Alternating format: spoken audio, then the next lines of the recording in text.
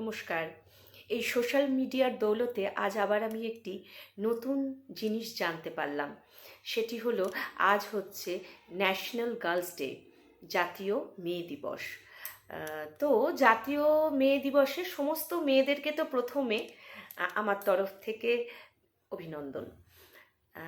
যদিও আমাদের এখন সমাজে ওই পুতুল আর গাড়ি বন্দুক বা ব্লু কালার পিঙ্ক কালারের কনসেপ্ট প্রায় চলেই গিয়েছে।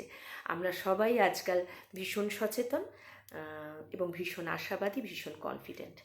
একটা ছোট্ট কথা আমি বলি।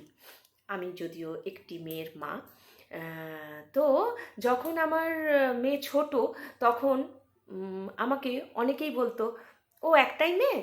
হ্যাঁ, আমি খুব হেসে বলতাম হ্যাঁ।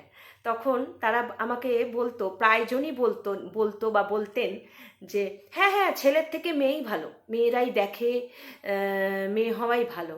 কেন ভাই, আমি তো এই কনসোলটা কখনো চাইনি, বা আমাদের মতন কোনো বাবা মাই এই কনসোলটা চায় না, এই তুলনাটা করে বলা যে মেয়েরাই ভালো, ছেলের থেকে মেয়ে ভালো। কেন ভাই, ছেলে ভালো নয় কেন?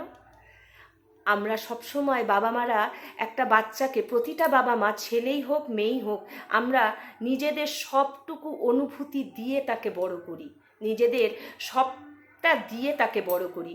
একজন বড় মাপের মানুষ তৈরি করার চেষ্টা করি আমাদের সবটুকু দিয়ে।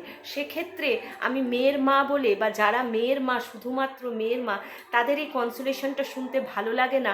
না না, ছেলের থেকে মেয়েই ভালো, ছেলে আর মেয়ে যাই হোক ভালো করে মানুষ করতে পারলেই হলো। কেন কেন এই কথাটা? সেটা যেটাই হোক না, সন্তান সুস্থ হোক আর মান আর হুঁশ নিয়ে বড় হোক, সমাজে সবার সামনে একটা মানুষ রূপে প্রতিপন্ন হোক, এটাই তো সব বাবা মার চাহিদা থাকবে নাকি?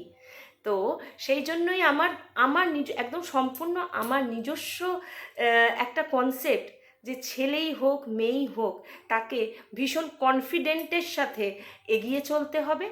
আর বিশ্বের দরবারে, সংসারের দরবারে, সমাজের দরবারে, মানুষের দরবারে 1 নম্বর হবার চেষ্টা করতে হবে। ধন্যবাদ।